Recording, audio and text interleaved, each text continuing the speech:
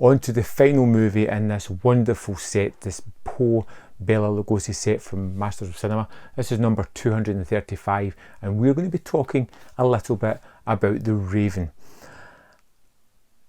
And this is one of the ones that kind of has the worst reputation of these movies, but I really did kind of enjoy this. Again, coming after The Black Cat, you have the pairing of Karloff and Lugosi, and you're expecting wonderful things, and you kind of get it throughout the movie. And this one is all about Dr. Edmund, which is Lugosi's character, who is a kind of neurosurgeon who is self-proclaimed mad, insane at certain points. He has an unhealthy fascination with Poe.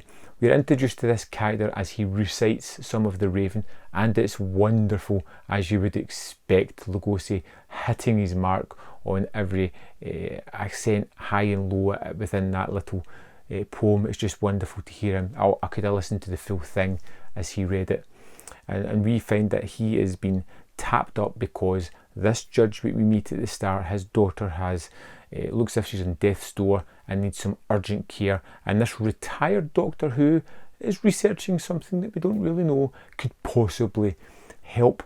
And we have a group of people going up to his house where he is going to go about his shenanigans. But there is another but in this one, and that is a little spanner in the works in the form of Karloff, who here plays Edmund Bateman, a man who has escaped from prison, I think it is, or a mental hospital, one or the other, who has killed somebody and is looking for this doctor to change his face, to give him some plastic surgery so he can escape into the wilderness.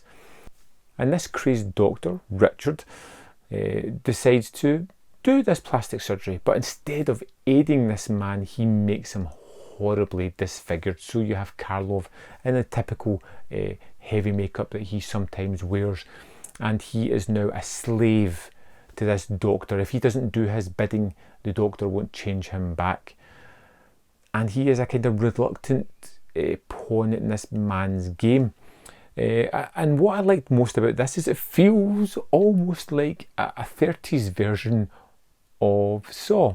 You have the Jigsaw character, who is the crazy doctor, who has these elaborate torturous devices that will kill people, and you're damn sure at some point during the movie he is going to use them on people and throw them into it, and it's just about waiting to get there. It is rather vicious and kind of nasty when it gets to the finale of the movie, and you can have the kind of opposite of Who Killed Whom in The Black Cat, as it reverses itself here for The Raven, and it has all these nods to Poe's The Raven, more so than The Black Cat did, which is nice to see them actually having some of the source material included within the movie.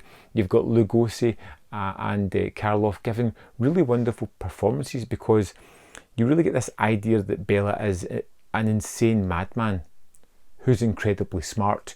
He knows how to read a room. He realises he's overstepped the mark sometimes and manages to reel that crazy back in just a little bit, enough to cover his tracks.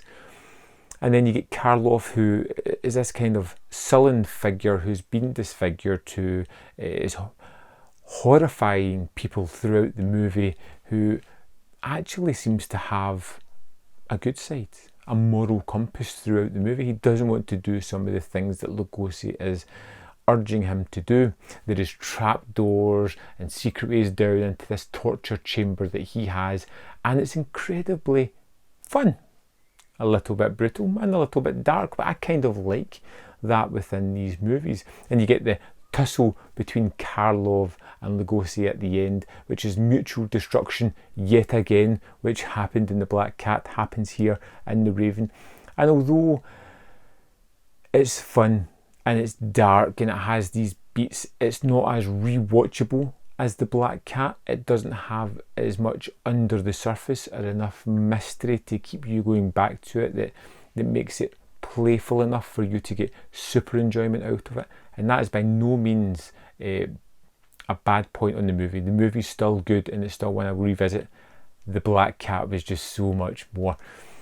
This is a terrific set of movies that I just utterly love, all three of them. Again, I listened to the commentary, wonderfully educational, wonderfully prepared and delivered, and is one of these things that I will happily listen to again. These three movies are just utterly wonderful. I'm going to urge you yet again, I've done this in every video, please pick this set up. I don't think you'll be disappointed. It's going to sell out soon. It's an ideal watch for October coming up. Some great movies. They're all around about an hour and 5 minutes in length. They're easy to throw on and watch.